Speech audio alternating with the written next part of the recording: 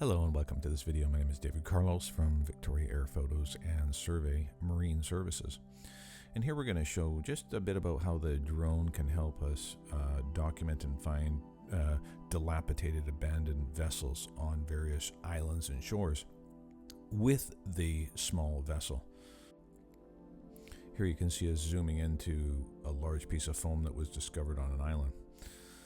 The wrecked boat we found was two of them on this island, one there, and here we can show how the drone helped actually determine that the boat was flooding so we could take appropriate action to make sure it was secured.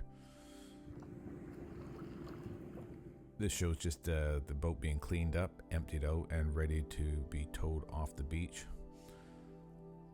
All the sand and hazardous material was emptied out of it and separated and dealt with properly. There's a nice shot of it just emptied out. A lot of work, a lot of weight, a lot of sand had to be emptied out of that shell. And in the case of the smaller boat, we were able to remove it effectively with our small vessel, which didn't take a lot of power at all in this case.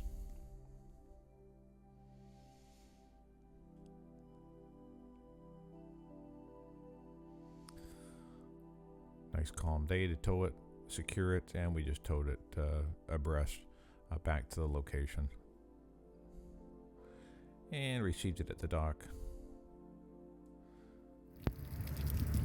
Still was flooding quite a bit, but we had a bilge pump in it as well, and there it is at the CRD landfill. And then this one, the sail vessel, was more challenging. It was really embedded in the sand by the keel, as was determined by a pre-inspection of it, and the tide was fluctuating and not as high as it may have been normally, and so we just worked with it and gradually freed it from being jammed and stuck in the logs, as you can see here, and then got it really ready to tow come the next high water.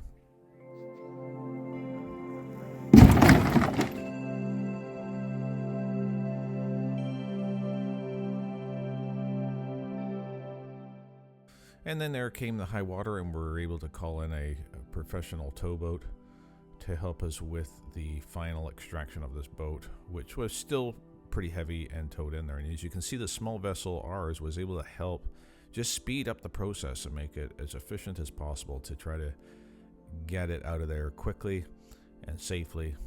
And that boat was able to tow it out of there no problem.